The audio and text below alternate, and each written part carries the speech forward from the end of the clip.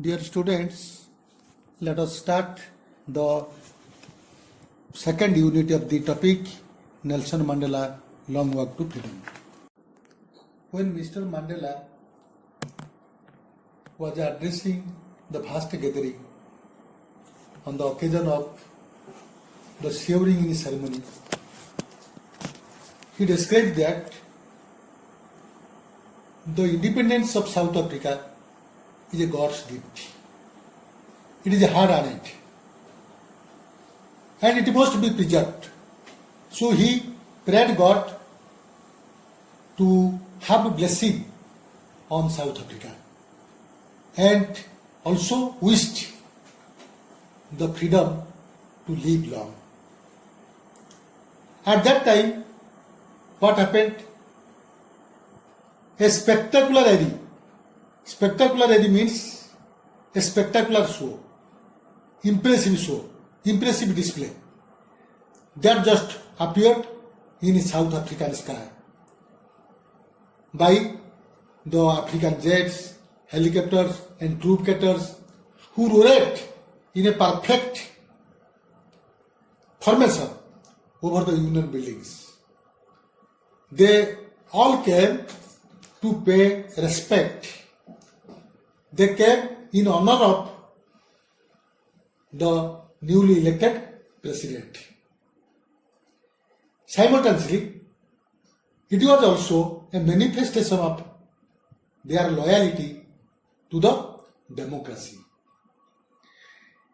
Again, we also find the police force, the defense force, all came and paid their loyalty, paid their honor to the newly elected government, the newly elected president.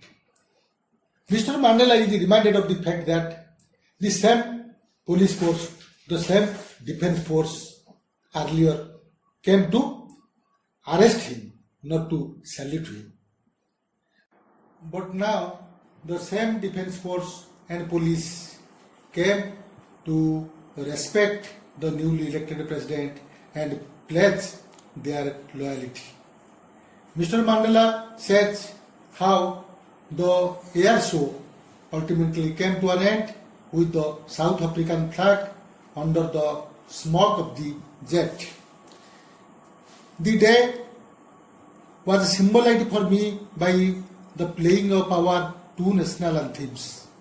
Another important thing that did take place on the day, on that occasion, two anthems, one of the whites and another of the blacks, were sung on the occasion, and the old anthem of the Republic, which was sung by the black, though it was not understood by most of the people gathered there, yet Mandela is confident of the fact that everyone would soon learn the anthem they once hated.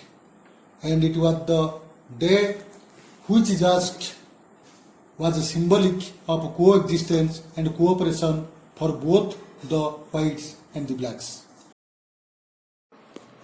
Now come to the next paragraph. On the day of inauguration, I was overwhelmed with a sense of history. Mandela was reminded of the past history and particularly the first decade of the 20th century when the apartheid system emerged and the dark-skinned people were deprived of their fundamental rights. Again, as we see, a few years after a bitter Anglo-Boer war and before my own birth, the white-skinned people of South Africa raised up their differences and erected a system of racial discrimination against the dark-skinned people. So the apartheid system was emerged and the dark-skinned people were tortured, and the structure they created formed the basis of once the harshest and most inhuman, because it was really the very cruel and very inhuman system, and it is just deprived the black people their fundamental rights. Now that the system has been overthrown, apartheid system has been overthrown, and the black regime has been installed in South Africa, and rights and freedom of all people have been preserved irrespective of their caste, color, and the color of the skin. This day of freedom has been possible because of the sacrifices of countless people. Mandela says he is the product of the dedication and sacrifices of the great patriots of the country. Unfortunately, those people are not there to see this day because they are all dead and gone. Come to the next paragraph. The policy of apartheid created a deep and lasting wound in my country and my people. Mandela says how this system of apartheid, which was a very cruel system, and it is just made an impact, a lasting impact on the minds of the people of South Africa. He says how this negative impact which was there on the minds of people, out of this negative impact there came a group of heroes, group of courageous people.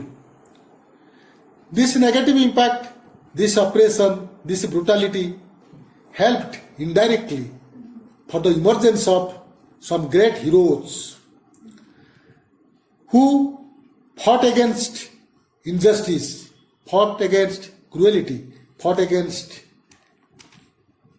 violence.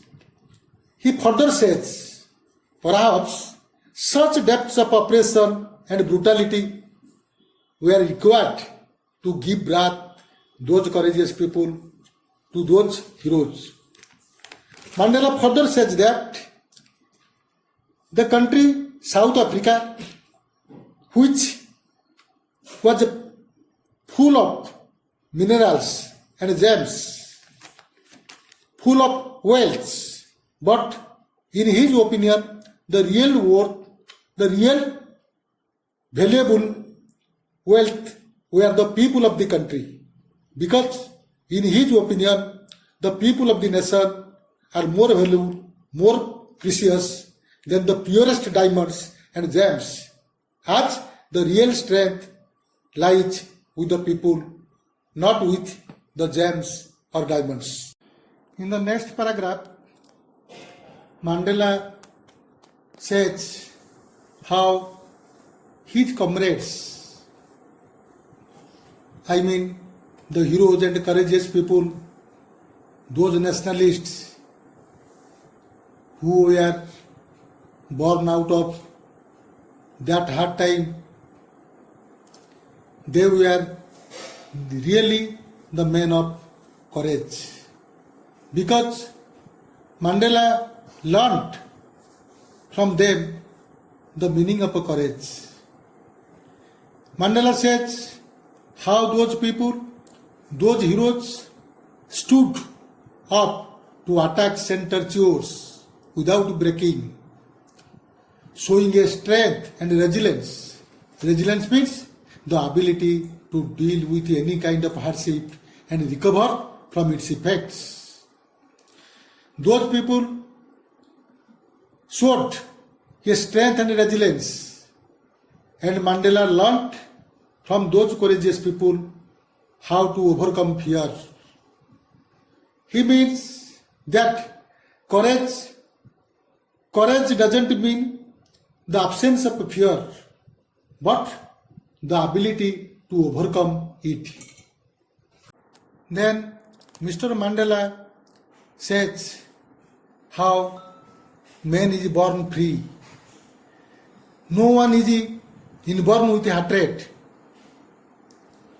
Mandela says how man is rather taught by his society to hate others on the basis of his skin, color, gender, and religion.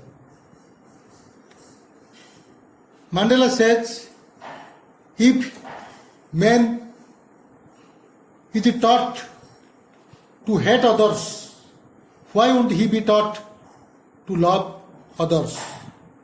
Why won't he be taught love and brotherhood?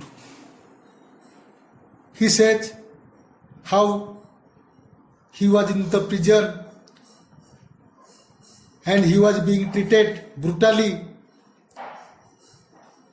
He has marked during that period even a piece of humanity was there with one of the guards.